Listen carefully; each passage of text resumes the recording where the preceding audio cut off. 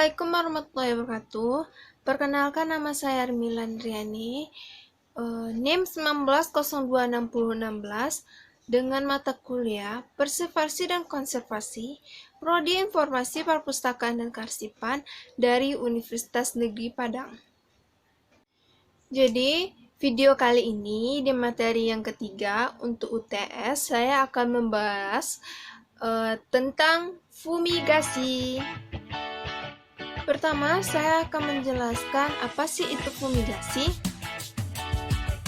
Fumigasi adalah sebuah metode pengendalian hama yang dilakukan dengan cara pengasapan pestisida dalam bentuk gas. Pestisida atau bahan kimia yang digunakan ini lebih sering dikenal dengan sebutan fumigan. Fumigan yang berbentuk gas dilepaskan untuk meracuni hama dan membuat mereka mati lemas. Selanjutnya, tujuan fumigasi terdapat 3.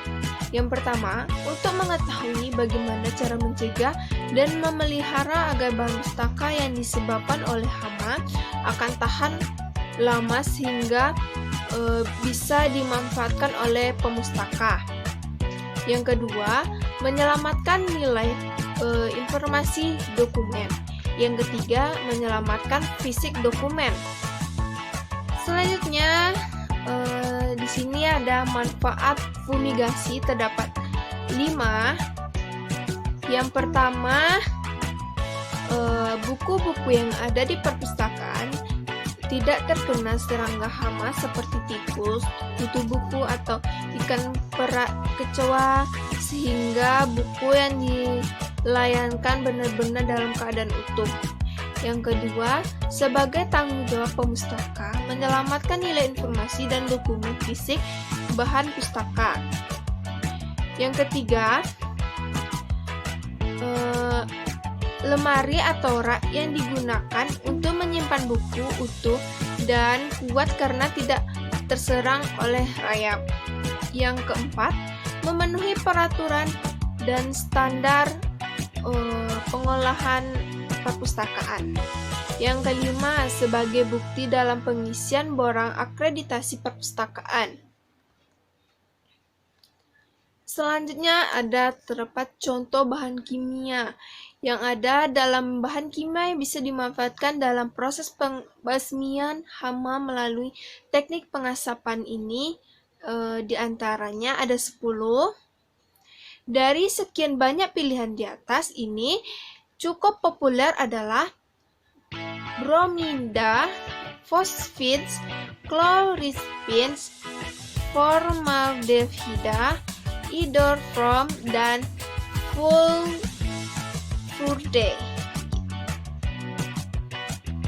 Selanjutnya, proses fumigasi. Yang pertama, menciptakan lingkungan tertutup untuk keseluruhan area yang tercakup dalam fumigasi. Yang kedua, fumigan dilepas atau disemprot ke area atau ruangan yang sudah diatur khusus untuk fumigan. Agar hasil maksimal, ruangan yang sudah diasapi dibiarkan sementara waktu. Yang ketiga, jika waktu yang diperlukan dirasa sudah cukup, diperlukan ventilasi untuk pembuangan gas beracun, sehingga ruangan tersebut aman dihuni oleh manusia. Hasilnya, ruangan akan bebas gas beracun, bebas hama. Oke, di sini ada alat-alat atau perlengkapan fumigasi. Ada 4 gambar alat dan peralatan seperti apa penyemprotan fumigasi tersebut. Alat fumigasi. Fumigasi bisa dilakukan dengan alat tertentu yang lebih sering dikenal dengan istilah fumigator. Biasanya berupa tabung yang dihubungkan dengan selang atau pendorong untuk melakukan pengasapan. Selain fumigator, tim yang melakukan pengasapan sebaiknya juga menggunakan alat pelindung diri Bila Anda mencoba sendiri, pastikan untuk memakai APD lengkap, mulai dari kacamata, baju untuk menutup tubuh, sepatu, penutup wajah, sarung tangan, dan lain-lainnya.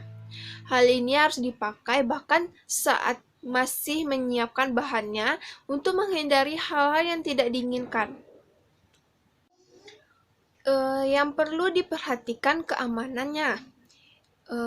Yang ditekankan di sini adalah bahwa proses fumigasi merupakan hal yang berbahaya, bahkan lebih bahaya dari penggunaan racun semut. Oleh karena itu, keamanan harus ditaruh di urutan nomor 1 saat proses dilakukannya. Solusinya, setiap proses ini sebaiknya dilakukan oleh tim atau seorang operator yang sudah memiliki lisensi di bidang tersebut.